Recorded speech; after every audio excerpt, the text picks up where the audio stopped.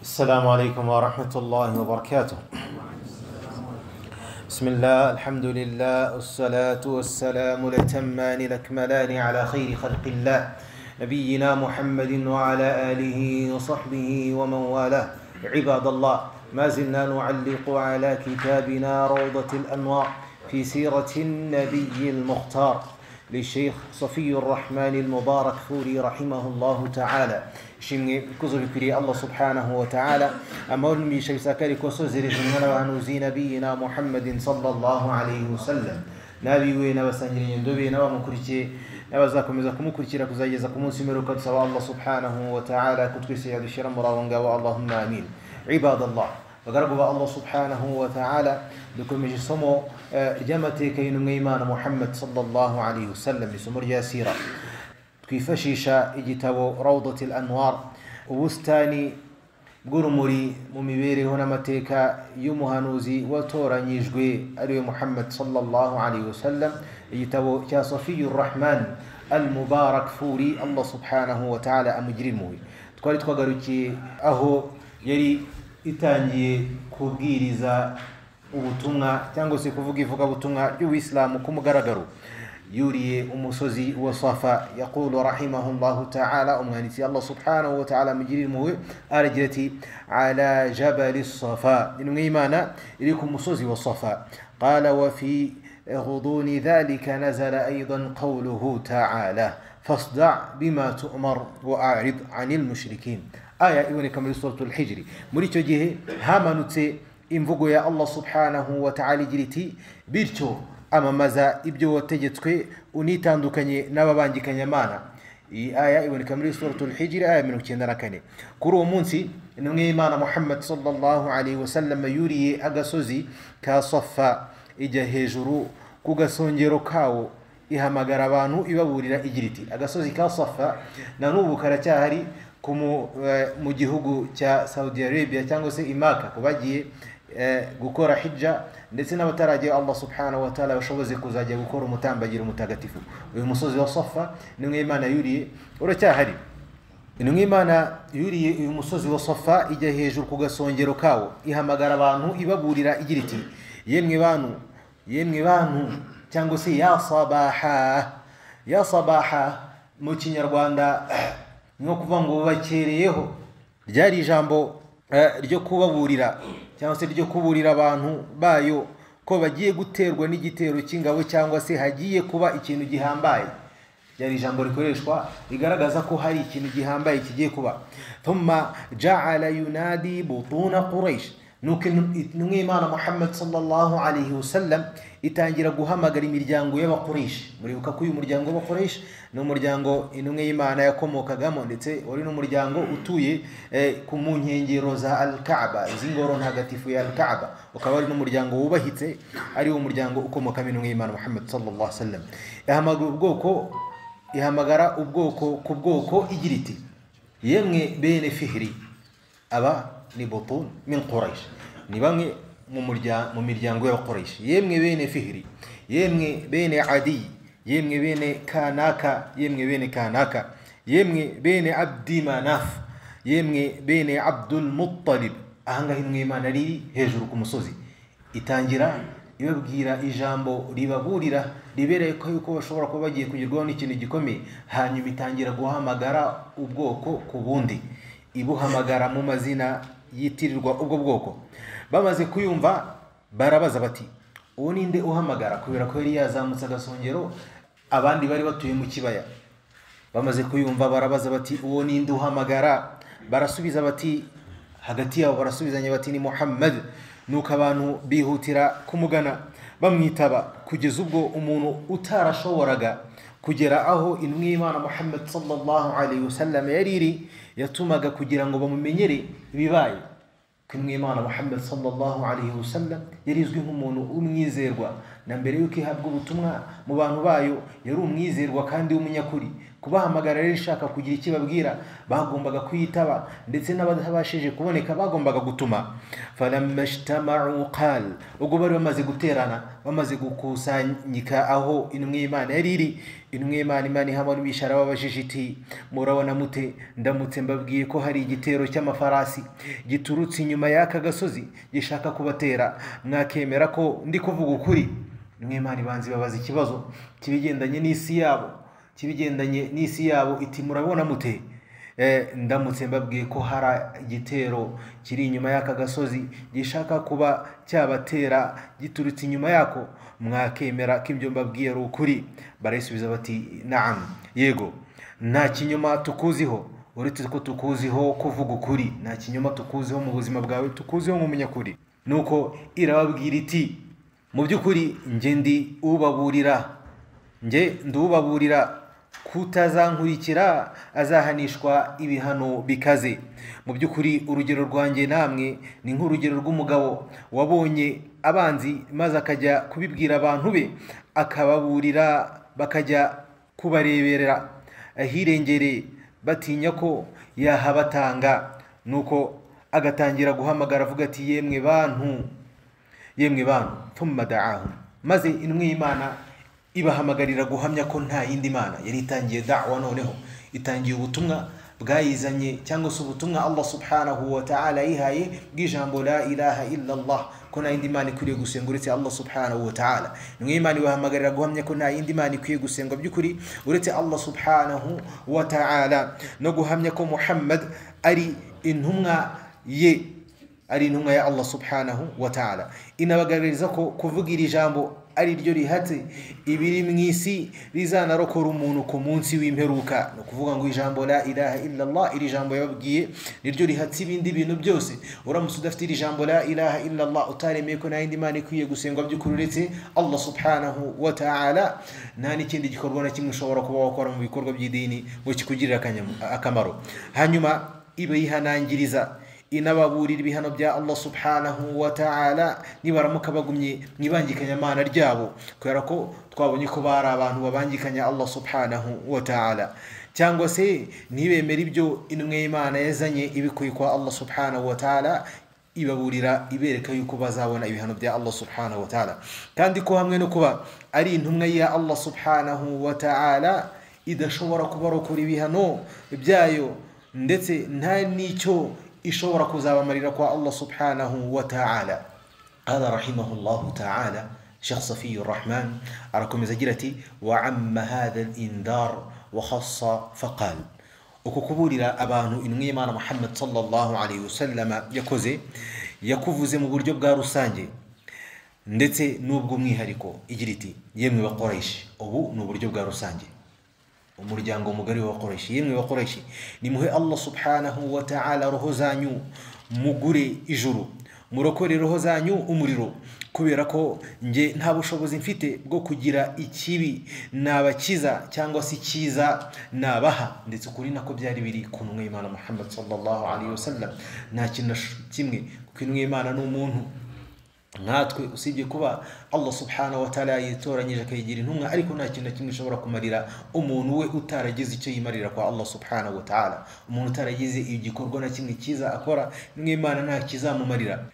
Intumwa y'Imana irakomeza igira iti ntacyo nshobora, nta bushobozi mfite bwo kugira ikibi nabakiza cyangwa se icyiza nabaha, cyangwa se ngo ngire icyo nabamarira kwa Allah subhanahu wa ta'ala. Irakomeza igira iti ya bani Ka'b ibn Lu'ay, yemwe bene Ka'b ibn Lu'ay, uyu ni mu miryango y'Abakoreshi, nimurokore roho zanyu umuriro, kubera ko nge nta bushobozi mfite bwo kugira ikibi nabakiza cyangwa se icyiza nabaha. Irakomeza igira iti yemwe bene Murrah ibn Ka'b, nimurokore roho zanyu umuriro. Irakomeza iti yemwe bene Qusay, nimurokore roho zanyu umuriro, kubera ko nge nta bushobozi mfite bwo kugira ikibi nabakiza cyangwa se icyiza nabaha. Yemwe bene Abdushamsi, nimurokore roho zanyu umuriro. Aba bose nimwe mu miryango y'Abakoreshi. Irakomeza igira iti yemwe bene Abdumanaf, nimurokore roho zanyu umuriro, kubera ko nge nta bushobozi mfite bwo kugira ikibi nabakiza cyangwa se icyiza nabaha. Intumwa y'Imana yakoresheje yahamagaye umuryango ku wundi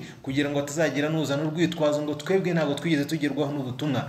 ivuga buri muryango mu mazina yawo. Irakomeza iti yemwe bene Hashim. Hashim ni umuryango imwe y'Imana noneho yakomokagamo, nimurokore roho zanyu umuriro. Ya bani Abdi al-Muttalib, yemwe bene Abdul Muttalib, nimurokore roho zanyu umuriro, kubera ko nge nta bushobozi mfite bwo kugira ikibi nabakiza cyangwa ikiza nabaha, kandi nta nicyo nabamarira kwa Allah subhanahu wa ta'ala na kimwe. Nimunsabe ibyo mushaka mu byo ntunze, nimunsabe ibyo mushaka mu byo ntunze. Nimwe Imana mu buzima bwayo ntabwo yakundaga isi, ndetse nta na rimwe yageze isabwa ikintu igifite ngo yange kugitanga. Nimwe Imana ibyo bagifite byose iyo wabisabaga yarabiguhaga. Hada ibi ni na mbere yo kuba intumwa niko yari iteye. Nimunsabe ibyo mushaka mu byo ntunze, kubera ko Allah subhanahu wa ta'ala ntacyo Allah subhanahu wa ta'ala ntacyo nzabamarira. Nimwe Imana noneho ibwira se wabo witwaga Abbas ibn Abdul Muttalib. Uyu yari se wabo w'intumwa y'Imana Muhammad sallallahu alaihi wasallam, ariko nanone bari mu rugero rumwe benda kungana, kubera ko yarutaga intumwa y'Imana gato. Aramubwira ati yewe Abbas ibn Abdul Muttalib, kwa Allah ntacyo nzakumarira na kimwe. Intumwa y'Imana Muhammad sallallahu alaihi wasallam irakomeza iti yewe Safiyata binti Abdul Muttalib, nyirasenge wayo, ntacyo nzakumarira kwa Allah subhanahu wa ta'ala na kimwe. Irakomeza ibwira umukobwa wayo Fatima, iramubwira iti yewe Fatima, nsaba ibyo ushaka, rokora roho yawe umuriro, kubera ko ntacyo nzakumarira na kimwe kwa Allah subhanahu wa ta'ala. Ghayra anna lakum rahiman, uretse ko mwe kuri nge muri abanyamuryango banjye ba hafi nzababungabunga uko bikwiye. Nimwe Imana rigambiriye ko izakomeza kugerageza uko ishoboye ibabungabunge, irene nimba bashobora kuba bakemera idini ry'Ubuislamu. Walamma atamma hadha al-indhar infadda an-nas wa tafarraqu, ubwo Intumwa y'Imana Muhammad sallallahu alaihi wasallam yari imaze kubaburira, barayisize barataha, ariko ntihavugwa n'umwe wayirwanyije cyangwa se ngo ayishyigikire kubyo yari amaze kuyumvaho. Intumwa y'Imana ubwo yari imaze kuvugira ijambo rirerire ihamagaye buri bwoko, nta n'umwe mu bantu wari uri aho ngaho wigeze avuga ati ibyo uvuze si byo, cyangwa se ngo anayishyigikire yibwira ati ibyo uvuze nibyo, turakumviye, usibye Abi Lahab se wabo wihangaye ayibwira n'abagira ati urakora mu munsi wose nibi waduhamagariye. Nuko hamanuka umurongo wa Qur'an ugira uti, umurongo wa Qur'an uramanuka uvuga kuri Abi Lahab, ubwo yari amaze kubwira Intumwa y'Imana ngira korama, anayibwiye nabi cyane.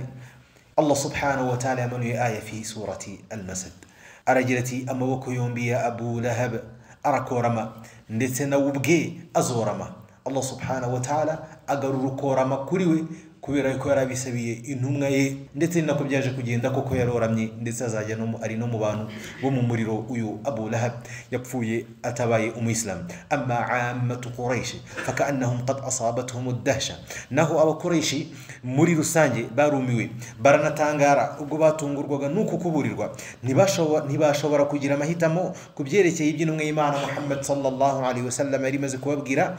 Ariko ubwo bari bamaze gusubira mu ngo zabo, bamaze gutuza, ugutangara kwabo kumaze kurangira, bagize ubwibone, bamaze gutangara nubwo batabashije kugira icyo bavuga aho ngaho, bageze mu rugo bamaze gutuza babitekerejeho neza, nabo bagize ukwibona, maze uko guhamagarirwa kuyoboka Islam nuko kuburirwa babitesha agaciro, ndetse baranabikerensa. Iyi ntumwa y'Imana, Imana iha amahoro n'imigisha, yanyuraga kuri bamwe mu batware muri bo, barayisuzuguraga bakavuga bati uyu niwe Allah yohereje kuba intumwa, bayinyega. Ese uyu niwe mwene Abi Kabsha uvugishwa nuri mwijuru Allah subhanahu wa ta'ala, n'izindi ngero nk'izo bavuze. Wa Abu Kabshata ismu li ahadi ajdadihi min jihati al-umm, uyu Abu Kabsha uyu bamwitiriraga bamukerensa banamunyega bavuga ati uyu ni mwene Abu Kabsha, uyu ni mwene Abu Kabsha. Uyu mugabo Abu Kabsha ni izina ry'umwe mu basekuru b'intumwa y'Imana Muhammad sallallahu alaihi wasallam mu ruhande rwo kwa nyina, umwe mu basekuru b'intumwa y'Imana Muhammad sallallahu alaihi wasallam mu ruhande rwo kwa nyina, uwari waritandukanyije n'idini ry'Abakuraysh ahitamo kuba umunasara. Yari yaritandukanyije no gusenga ibigirwamana Abakuraysh basengaga, yihitiramo kuba umunasara, umukristo. ubwo intumwa y'Imana Imana iha amahoro n'imigisha yari imaze kunyuranya n'idini ryabo bayitiriye Abu Kabsha banayisanisha nawe ari mu rwego rwo kuyisuzugura no kuyinnyega. Intumwa y'Imana Imana iha amahoro n'imigisha yakomeje kubahamagarira kuyoboka Islam ku mugaragaro, haba aho bidagaduriraga naho bahuriraga, ibasomera igitabo cya Allah subhanahu wa ta'ala Quran, ibahamagarira iby'intumwa zose zahamagariraga abantu igira iti yemwe bantu banje. Aya fi surati al-A'raf, ayiboneka muri surati al-A'raf aya 59. Intumwa y'Imana iravuga iti Allah subhanahu wa ta'ala aragira ati yemwe bantu banje nimugaragire Allah, nta yindi mana mufite itariwe, nuko intumwa y'Imana Muhammad sallallahu alaihi wasallam itangira kujya ikorera isala mu maso yabo, itangira kujya igenda kuri al-Kaaba igasari, yajyaga isengera imbere ya al-Kaaba ku manywa no ku mugaragaro aho bose bayibona. Muribuka ko mbere intumwa y'Imana n'abasangendo n'abayo basaraga bihishe, ariko ubu noneho bari bemerewe, intumwa y'Imana yahawe uburenganzira bwo gutangaza ubutumwa ku mugaragaro, igenda igasarira kuri al-Kaaba bayireba. Waqad nalat da'watuhu ba'd al-qabul, ibwiriza ubutumwa ry'intumwa y'Imana Muhammad sallallahu alaihi wasallam hari abaryemeye. Bamwe mu bantu batangira kwinjira mu idini rya Allah subhanahu wa ta'ala umwe kuri umwe, maze ababaye abayisilamu n'abatarabaye abayisilamu mu miryango yabo batangira kubagirira urwango no kubaha akato. Ababaye abayisilamu, abanyamuryango babo ba hafi batangira kubaha akato no kubagirira urwango, hari ibi ni nako bigenda no muri iki gihe cyacu. Umuntu yaba umuyisilamu mu muryango we, abatari abayisilamu bamugirira urwango. Harihi sunna al-haya, uku niko bigomba kugenda. Nta muntu n'umwe bizwi mu mateka wigeze aba umuyisilamu ngo umuryango we umushyigikire, umubwire uti ibyo wagiyemo nibyo, ntawe. Niyo mpamvu nimba warinjiye idini ukaba umuyisilamu, umuryango wawe wose atari abayisilamu bakaba bakugirira urwango banakurwanya, ibi ni ibintu bisanzwe, ndetse ni nacyo wagombaga kwitegura imbere ya Allah subhanahu wa ta'ala, kuko ntabwo ushobora kwakira idini ry'ubuyisilamu ngo ibintu bihite bikorohera. Ugomba kubona ibigeragezo bya mbere biva mu muryango wawe ukakwanga, ndetse rimwe na rimwe ukanaguca, ukanagushyira mu kato, nk'uko byagendekeye abasangirangendo b'intumwa y'Imana Muhammad sallallahu alaihi wasallam wa qablahum, na mbere yabo nk'uko byagendekeye intumwa y'Imana Muhammad sallallahu alaihi wasallam. Imana itangaza idini ry'Ubuislamu, itangaza ivuga ubutumwa ry'Ubuislamu, ntabwo bahise bayakira na yombi umuryango wayo uyitera inkunga, ahubwo barayirwanyije, bayigirira urwango, bayishyira mu kato, bayikorera ibintu byinshi bibi, nk'uko tuzabibona mu masomo yacu azagenda akurikira ku bushobozi bwa Allah subhanahu wa ta'ala. A'la wa a'lam. Aha niho tugarukirije isomo ryacu ry'uyu munsi.